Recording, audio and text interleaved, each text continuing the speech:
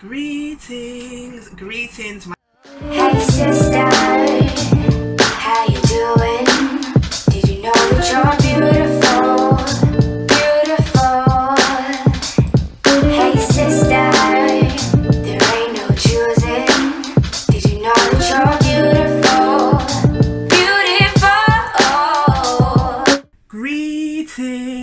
greetings, Salaam alaikum, namaste, etesen, bawani, and the list goes on. My name is Kaiko Atasia, and you are here on the Eyeame channel. Welcome! How are we all doing today? I hope we're doing extremely well. Today's discussion is daddylessness. The absence of having a father around, whether that be that he transitioned early on in your childhood, whether he's just not there, or he can be in the household but not physically and not emotionally present. So as normal, I'm going to give my life experience, the lessons that I learned, and hopefully they can be utilized as resources. So let's start from the beginning. I never liked my dad. I didn't like him because I didn't feel a connection to him. I didn't feel like he was attached to me.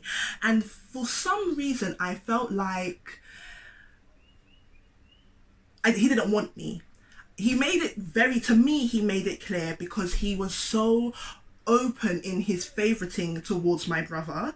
At the time, I did not know that my dad was a misogynist, and it makes sense now, but at that time it was very disheartening. And I also didn't like how he spoke to my mum. I couldn't figure it out. I just knew that the dynamic was different. My mum was not spoken to like that around any other person, and it made me feel uncomfortable. My dad didn't live with us, but he spent a considerable amount of time at our home.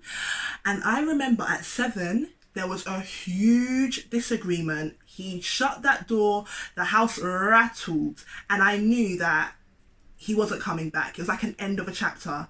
About a year and a half passed, and my parents must have come to the agreement that every month we were going to link him. So every first Friday at 7 p.m. he would come, he would pick us up. He was never ever late. He was always on time.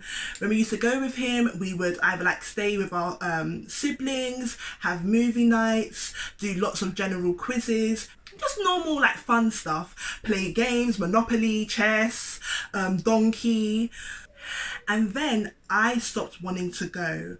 I felt uncomfortable there, and I realised that he was just moving us from one house to another. I don't feel like he was spending adequate time with us, and I stopped going, I think, when I was 11. The next time I saw him was around 13, and I specifically remember him saying when he saw me, like, wow, I never thought that I'd have a beautiful daughter.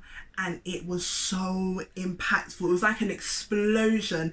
I had heard it from others before, but hearing your daddy tell you that you're beautiful, it was so touching. Okay, so from then, I think we saw him every 2 years. I can't recall, which is really weird because I have like the long-term memory of an elephant. I want to highlight how excruciating this journey was for me. When I'm watching the final draft of this, it seemed like it was smooth sailing, but it was anything but. It was difficult, it was painful, it hurt. I spent many a night crying my eyes out. And the reason I probably can't remember the timeline is because this was in fact quite traumatizing. So I just wanted to add that in there. This was not an easy journey. Okay, back to the video. By the time I was 18, my dad went to live abroad, and then years later I went to uni and I needed financial help. I could not figure out who to ask. Spirit put it in my mind, ask daddy, and I was like, Spirit, are you sure? But anyway, I asked him and he dropped that money instantly. And then I think I was almost 22 because we went for Christmas holidays. I went to UAE and I spent 17 nights over there.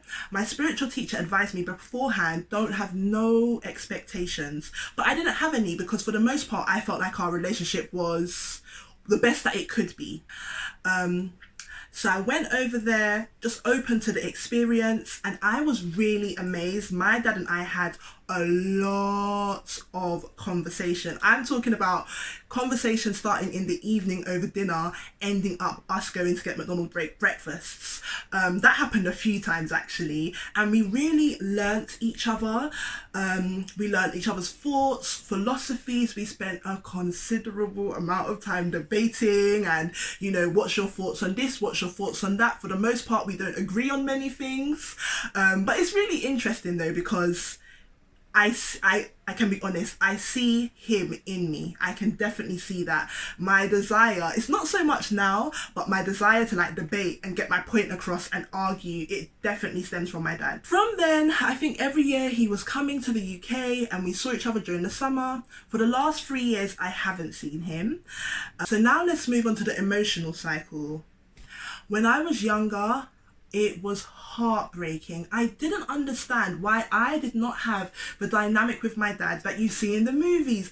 The children see their dad flings them up in the air and loves them, and that just wasn't the nature of our relationship. I felt like I didn't qualify. I felt invisible and I felt sad. Yeah, I felt sad. That's the word. And then you can only stay sad for so long. Soon your heart starts to build a defense mechanism, and that sadness hardens and thickens and solidifies into anger. So during my adolescence, I was vexed. I didn't want to call him daddy. I didn't want to speak to him. I was angry. Matter of fact, it was my anger that like was the driving fire for me doing well in my GCSEs. Yeah, man, like, I just looked at him as like a sperm donor. I'm not calling him daddy. I'm not calling him dad. He's my father. I was really hot about the situation. And then as I transitioned, I started studying social science at college, and there was other things that I was learning as well. And I wanted to express empathy. I wanted to express compassion and this unconditional love. In my head at 17, 18, 19, I thought, if I can love my dad through his pain, through his whatever childhood traumas he's had, hopefully in turn that love will be reciprocated. So for me, trying to like exhibit and emit this unconditional agape love for my dad, it started to transition into like this element of rebelliousness. My dad's quite conservative, especially when it comes to the female aesthetic. And so I noticed that whereas before I might change out my gold hoops to a gold stud to like honor him, I wouldn't. I'd be just how I was when I went to college or went to work. And then I think the last thing for me was neutralness. I feel a neutralness towards my dad. I understand mentally that it is what it is. I think that like the straw on the camel's back for me was a couple of years ago, the last time we saw each other. I had invited him out for dinner because I had just finished writing in a book and I wanted to discuss it. All I know is he didn't say yes, but he didn't say no either. And then he invited my brother out to do something, and my response at that time was, what is the life lesson? What is the life lesson, Kaikawa? What is it I'm supposed to be learning through all of this? And actually that he's one of my teachers. See, the people that cause you pain very many a time is because they have a lesson to provide you. So now we can move into the next stage, the resources. One of the biggest lessons that my dad taught me is, you know that saying, you win some, you lose some? My dad taught me sometimes you're going to take an L regardless. You're going to lose no matter what.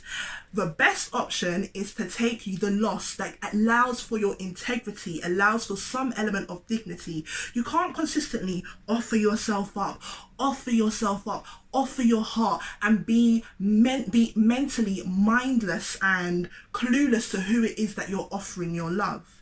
And so I came up with this idea that from now on, I am going to treat everyone like how I treat a first date.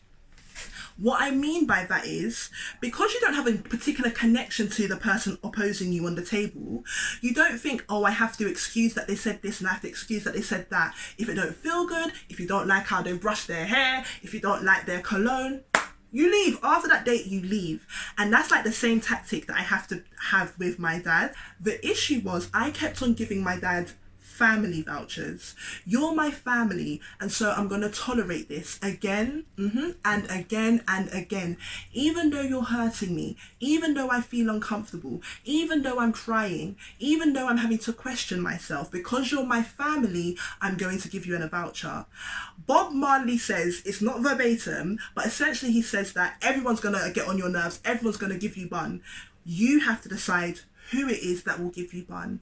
And when I started to realise that was over the last 2 years, when I started to do my shadow work, I said, you know what, I don't think my dad's going to qualify anymore. But I've come to the conclusion that my dad loves me, but he doesn't love me in the way that I want to be loved. And in order to keep myself safe and to take care of myself, I have to disconnect. I can't have people in my space, even if they're your mum, your dad, your sister, your uncle, your grandfather. If that connection is not healthy, it is best to keep parties separate. Let's move on to the resources, the lessons that I learned, and inshallah they can help you guys as well. Firstly, I want to give thanks. Thank you so much. Shukran, Asante Sana. Thank you for choosing to do the work, to do the healing. It's not an easy decision. I'm going to set the premise from now. This is not easy. This is work. You're going to get through this. Mama, I'm telling you now, you're going to get through this, yeah? First thing is, just because it's normal does not mean that it's natural. We take care of our physical bodies, most recently our mental bodies, our emotional bodies, our spiritual bodies, but we don't think about our experiential bodies, how our body would look if you could physically see what experiences have caused it harm. Not having your dad is the equivalent of having your knees blown out, having your back cracked. There's a masculine foundation that is not present, and so it is going to show up in your life. Now, a lot of people have a really good defense mechanism in that they ignore it. And so one of the ways that we can start this healing process is by allowing ourselves to feel that pain, to completely sit in it, to feel the sensation, to be flooded by the emotion of neglect, of mistreatment, of hurt, of pain, of discomfort, of sadness, of depression. Any emotions that you feel coming up, don't suppress it, mama. Do not. It's not helpful for you. Allow for your body to feel it. Yes, it's difficult. I know it's difficult, but trust that you're going to get through this. Wallahi, you will get through this, yeah? So sit in it and express it in any way that you feel necessary. That might be crying, that might be bawling your eyes out, that might be using that sadness and transmuting it into working out, that might be journaling, that might be swimming. Whatever way that you need to feel it. Actually feel it. Okay, the second thing is written here that crying is a powerful resource that allows you to emotionally take off your belt and bra. So once you've sat in that pain, the next thing to do is to release it. Yes, you have to release your anger. You have to release your depression. And the reason why is that it shows up in your life. So if you're angry, if you're angry about your dad leaving you or your dad not being the dad that you had in your mind, it only impacts your life. It doesn't impact his life. It's got nothing to, it does not impact him. For example, if you walk around with anger on your face, you're angry because of what your dad did to you, it shows up in when you go to apply for your first job. It shows up in your emotional responses to things at work and school and college and family interactions. It's constantly showing up. So you release it, not for him, you release it for yourself. So once you sweat out the anger and the pain, it allows for you to welcome into your home forgiveness. Forgive Baba, forgive your dad, forgive daddy for not being there, for causing those emotions. And similar to anger, it's because it heals you. You're giving yourself an opportunity to see the world clearer now. Forgive him. It only will make life sweeter for you. Forgive him. And the reason I say that is because Maya Angelou, the beautiful woman herself, says, when you know better, you do better. So we can only assume that they did their best. Now, yes, granted, their best was not good enough. Their best caused negative emotions, but it was their best nonetheless. If they had the resources, if absent fathers had the resources to love on us, to take care, to protect, to discipline, to watch over, I'm confident that they would. There's something within them that makes them inadequate, that makes them not be able, it doesn't allow for them to be a certified protector and provider. This is difficult because I want to make sure that I touch on every single thing, but the reality is this topic is so huge and it's impacted so many people with so many different varying factors, in which case if I can see that I've missed out big portions, I'll have to do a part 2. So the next thing is, if you get an opportunity to talk to your dad about it, by all means, sisters, please take it. Communicate with him. It is so healing to actively express. Yes, the conversation is going to be uncomfortable and a little bit awkward, nonetheless, to express to somebody, you hurt me. This didn't feel good. When you did this, that, this, and this, it made me sad. So talk to him. Now, the conditions are, when you're talking to Baba, please be respectful. Be emotionally intelligent. Do not get irate, do not get vexed, and do not get disrespectful. Someone that does not have an attachment to you, when you start hurling insults and cussing them out, they're just going to up and leave again. So you want to be able to communicate effectively, express all of what needs to be said. And another reason you do this in a mature manner is because you're representing the people that did raise you. Represent them well. Show that you've been brought up gracefully. That's one resource. If you don't have that opportunity, the next thing is to write out a letter. Oftentimes, especially younger children have two big responsibilities. Their parents or the big people in their life force them to suppress their emotions about situations. Don't give them the platform to talk openly about all of what's going on, which oftentimes leaves a young person full of all of these emotions. So you have to write it out. Should I get my letter? I wrote a letter to my dad when I was 16. Do you know what? It's better if I get the letter. Hold on. Okay, so I found the letter. This is the letter. Let me just hide that profanity. This is the double-sided A3 page, but I'm so happy that I had this really impactful resource. This side, I'm angry, but something really beautiful happens on this side. I start to get sad again, like the inner child, and I'm going to be making a video about inner child work shortly. That might actually end up being a series. Nonetheless, I'm crying, I'm sad, and then the last bit, I've not actually finished reading it. Oh, okay. I'm going to read this. Throughout this letter, I have felt a numerous being, the beautifully complex person I am.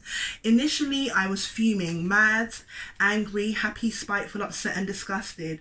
I just wanted to cuss you. It then transformed into sadness, heartache, and misery, and me tearing up. This is followed to me being emotionless, heartless, numb, and cold. However, it all has boiled down to pity. I feel sorry for you. You're missing out on a beautiful and truly amazing young people. I'm referring to my brother as well. I feel calm now. The anger has been removed and writing this is no longer hurting me because I have become free. It's funny I say that because my favourite song, Beautiful Flower, by India Ari, has come on. Daddy, I love you, and regardless of the fact that you don't love me, it's okay and I forgive you, because at the end of the day, if you don't love me, it's alright because I do. I'm smiling, I'm happy and finally at peace after, I spelled peace wrong, at 16! After writing this letter. I'm sorry if I've done anything wrong to you. Maybe you just weren't ready to have such a splendid person in your life. Thank you for bringing me to this earth and dimension. You might not do what you were asked, but I will. When did I write this? I've not dated it. I know I was 16, so that was a decade ago. Within that letter, there was a transformation. So I highly encourage for you to write things out. When you use pen and paper, it activates a different part of your brain. So I would advise to use pen and paper as opposed to writing it on your phone. Emotions are like water. So if you cup your emotion, no matter how hard you try to cup it and suppress it and hold it in your hand, it's water. It will find a way to trickle out into your life, and that's why I advise to writing the letter. Now, the other things that we can do is, if your relationship with Baba is not what you want, find joy in others. A couple of weeks ago, actually it's months now. Months ago, I was at my good sister friend's house, and she has a beautiful daddy, and they were busting joke together, and I just wanted to take a snapshot of it, because there was I'm getting goosebumps. There was a safety, there was an awareness, there was an intimacy, and it just made me feel so full. If I can't have it, if we can't have it, at least let somebody else have it. There's a level of rootedness that my sister has, and I'm very confident it's because she knows that she has the backing of a Baba, of a father, of a dad. So if you don't have it in your own life, seek it in others. This would be a good opportunity to shout out all of the step-ins. What do I mean by that? The stepdads, the uncles, the big brothers, the little brothers, the granddads, the neighbours, the men in the community that step in. When you see that a child is without one parent, you step in, you stand up, and you are their role model. Big up to all of you lots. Thank you. It is so well needed, and we appreciate you. Okay, moving from that, I would highly encourage, especially young sisters, before you enter the dating scene, before you start looking into relationships, I think it's in our best interest to find a relationship that is non-sexual with men. And the reason for that is that's one of the roles of our fathers, to allow for a dynamic to be built that is platonic and love-filled without sex having to be involved. When you start dating, you're not automatically going to assume this is love, this is love, this is love, because you're able to tell the difference. You have platonic relationships and you have sexual romantic relationships. So I think that awareness is very much so needed. Okay, so let's move on to some positive things that we can do. One of which is remembering good memories. Our brains are hardwired to remember trauma, to remember negative things in order to protect us from it happening again. But also, on occasion, recall the positive things just to allow for recalling the reality of what happened. So for myself, one of the fun memories of my dad is that he used to make bets with me about definitions, and I had recently learned the term osmosis, and there was an essential part of the definition that he had failed to remember, and I won that bet. And that was like so powerful for me, because he was one of the most intelligent people that I knew. So the fact that I was able to get one up on him. I remember him playing Sanchez in the car. I remember him waking us up in the middle of the night. I must have been like 6 or 7. He woke us up in the middle of the night, got us Burger King, and took us to look at the Cutty Sark, which is like a boat in Greenwich. And the final thing is, if you don't have access to your father or to a positive male role model, envision him. For some people, this might work. That vision should sustain you. If you know you're going to do something, I don't know, like go on a third date with someone that you know is not worth your time, envision your father and what his response would be to that. Hopefully that helps. Everybody inhale and exhale.